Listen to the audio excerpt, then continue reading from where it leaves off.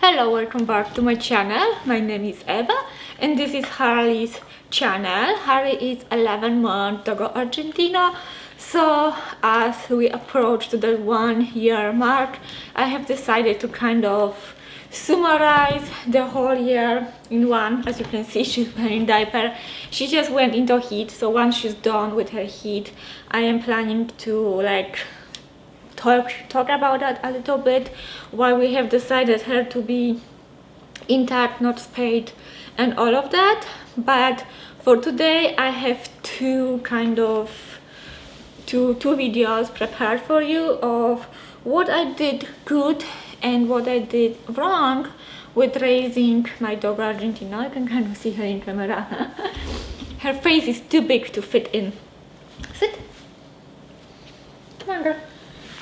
That's a good girl.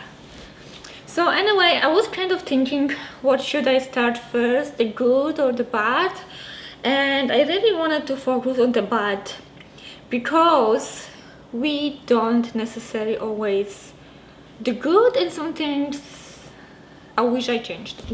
If you are new, please consider subscribing. This is all about dogs, not only Dogo Argentino, but you know, being a dog mom in general. And with these next two videos, I would like to focus on the good and the bad I did in raising a Dogo Argentino, what I would do again, and what I would definitely change. So if you have a puppy and you are interested in this kind of content, then definitely subscribe.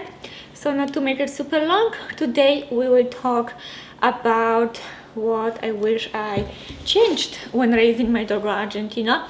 And I want to start with the negative first, because I just feel like it's very important to talk about our mistakes as well as on what we did good.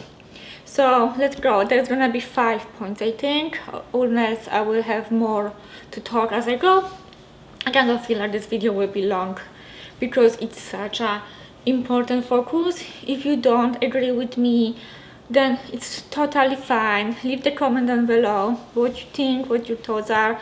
I really appreciate every single feedback, even if, you know, my kind of thinking and raising a dog is not exactly as you think. Okay, anyway, let's not make it super long. I have my notebook here so I don't forget any of the points. I know it's only 5, but you know what, when you are in front of the camera, things just likes to go away from your mind. So okay, starting with good, and please subscribe and put the notification bell on so you will know when I will upload the second part of the video. Okay, to improve and what I should do differently.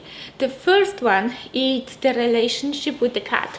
So if you watched the video with the cat, I talk about their relationship and how they, you know, how they like pack in the house looks like, and I was complaining that she chase him whenever he's in the motion. She can, I'm not gonna go too deep into it. If you are interested of their relationship, then just go ahead and watch the video.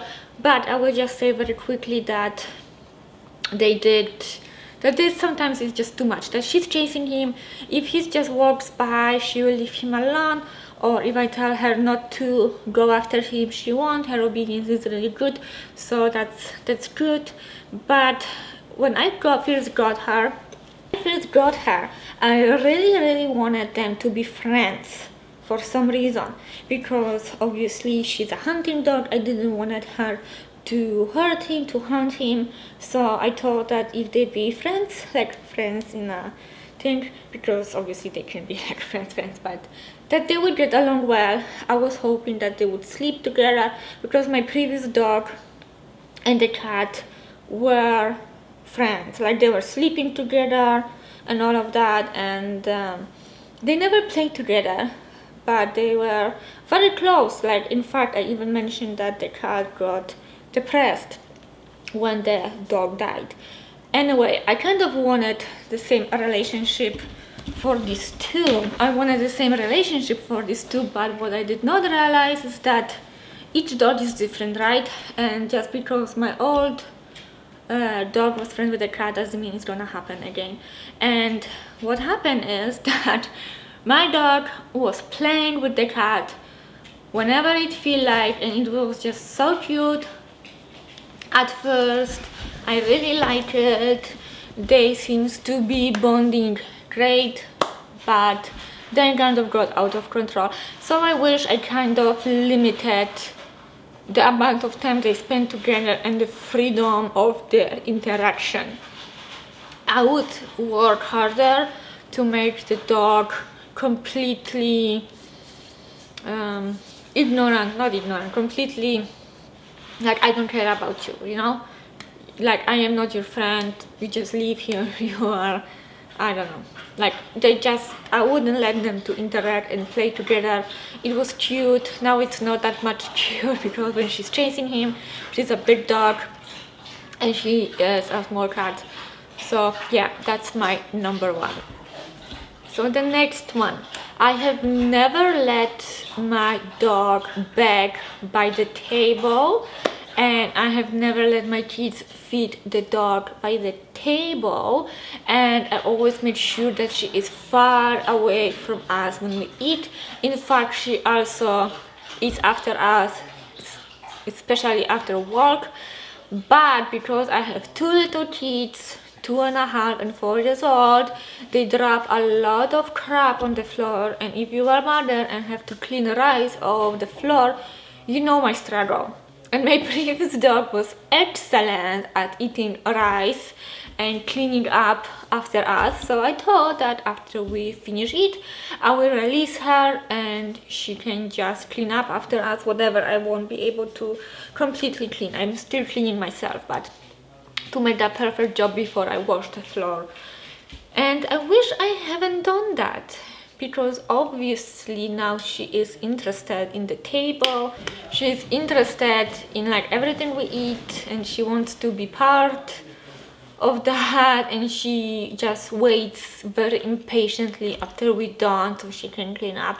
I would definitely just don't let her even touch human food at all if I had the chance to bring it back. And there was also a chance that I would get another dog, like adopt another dog, and it made me kind of nervous because this potentially could lead to resource guarding between those two dogs. If she's allowed to eat off the floor whatever we drop, or my kids drop, not adults but the kids, then you know, she may always think that this is hers and she has all the right to eat what is on the floor. So this is definitely a huge mistake I have made, and I wish I have never done that. But again, I had the older dog and everything was fine, but I have like 10 years to go or more with this girl, so who knows. I wish I haven't done that. The next one, I don't want to say it's gonna be controversial, but there are different approaches on this, and I know the proper socialization and what does it mean. So, you know, properly socialized dogs is taken into many places, it knows how to interact with humans, other dogs, that it's not always a playtime and all of that. But because I read so much about the genetic predisposition for a Dogo Argentino to be dog aggressive, I kind of pushed that dog socialization a little bit too much by taking her to dog parks. And I didn't overdo it, okay? I found one really great dog park where I was going once a week, and this was like pretty much the same park of the dogs. So after 2-3 times we went there, she met like a dog friends, you would say. One of them, a Doberman, approximately her age. They just clicked so well, and I actually cannot wait when they will meet again. I kind of stopped going to dog park around 9 months of age, as mostly because it was winter, and that specific dog park is a little bit far away from my home. It's nowhere close, so all of this made me kind of like, you know what, maybe I will wait, I will stop right here and see what happens. So yeah, but this kind of, it's not my fault, because some of those socializations people pushed on me. And you know, you go on a walk, and if I see another dog, I always recall my dog. I do not let her say hello to other dogs, regardless if the other dog is on a leash or off leash. But I can't, you know, stop the other dog coming to us. And my dog really loves to like play with other dogs. Too much, I would say, because that makes the recall a little bit harder, right? I have to use the e-collar a little bit more often because of other dogs and how much she wants to go and play with them. I wish I was really careful with what kind of dogs I let her play. So here is a situation. I played with like off leash in like kind of closed area of like a pipeline under us. It's an official dog park, but if you see one person there occupying the space, you just pass by. You generally don't join because it is not a dog park. Anyway, someone just asked me if their dog can play with my dog. Their dog was also a puppy. I think she was about 7 months old. The dog was 10 months old. It was Presa Canario, Can Corso Cross. And that dog had so much energy in him. I think those people don't want that dog at all. I actually haven't seen that dog in months. I think they got rid of that dog because it was just too much for them. And yeah, that dog like almost destroyed Harley. He like jumped over her and like put her to the ground, and she was so scared. She had like her tail under, and that dog also had like zero obedience. So then, you know, the owner tried to catch the dog, but the dog was chasing my dog, so it was a little bit mess. So I definitely wish I would speak up and just say, hey, no, like I could kind of sense the trouble over there, because the dog was really like full of energy. If you hear a sound, that's my husband having a meeting. There is nothing I can do about that. Let's move to another point. Okay, I had to change where I sit because my husband's on the meeting and I can feel that you can hear him very well. So I just changed room, and I hope you can hear anything right now. So let's move to the fourth point, which is creating my dog. I wish I had created my dog. My dog came to me trained. I actually think she spent most of her, you know, early weeks in a crate. So she knew crate and she was going, and no problem. Around 3 or 4 months, my husband moved the crate to another room, and it became a little bit of problem to make her go into the crate. I think she was scared like on the floor to go in, whatever. So I was like, just screw it, like let's just put her in my room and she can just be there, and let's just leave and see what happens. She is not destructive by any means. She won't eat, you know, well, she will eat if I leave something valuable. So I have to make sure that the floor is clean of anything attractive to her, like wood, anything wooden, paper, right? Everything has to be cleared out, but she won't go out of her way and like destroy furniture or anything like that. She's actually, I can sleep most of the time under the bed when we are gone, so that's great. But the crate would really benefit me in different areas, like for example when with the cat, right? So if I can watch her, I would just put her in the crate. She sleeps most of the time on the couch upstairs, like you saw before. That's her place number 1 to go to rest. But again, if she like wakes up and sees the cat, then she wants to go after him. So yeah, here we are, and I wish I would keep the crate around. But for my defense, I am kind of what's the point of having a dog like a Dogo Argentino, which can protect me in case of like invasion or whatever? I am kind of weird that way because, you know, I hear all the time someone break into someone's house and steal, something what people work so hard to have. And I was like, no, this is just not happening. And I need the dog to protect me, as little as I knew that obviously 5 months old, 6 months old puppy won't protect you from anything. I think even like right now, 11 months or so, she will like bark and whatever. So she might kind of like scare the people off, but in case of a real danger, I don't know if she would be able to protect me.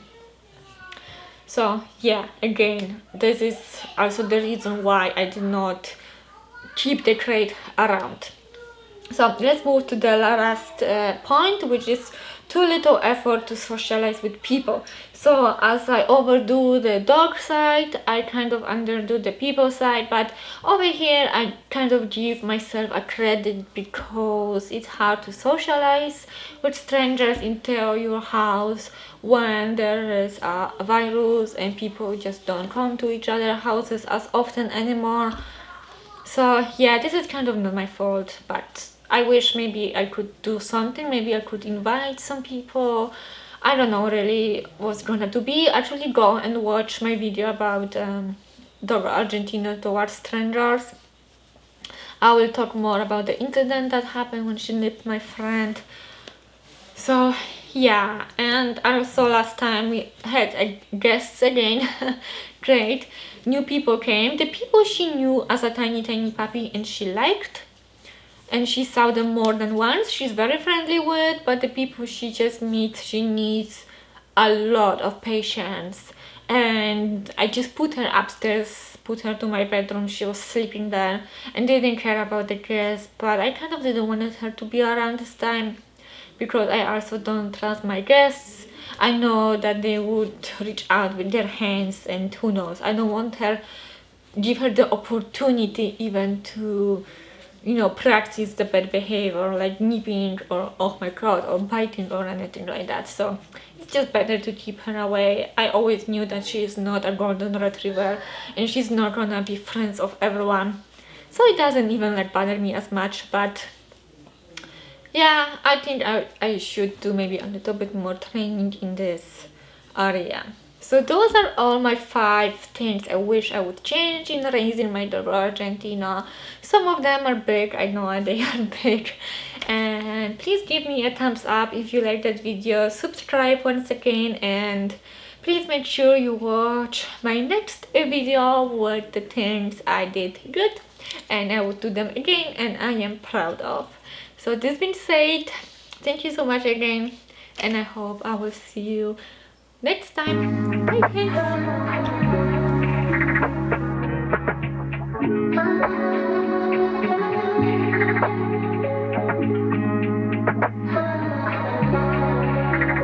Taking pics.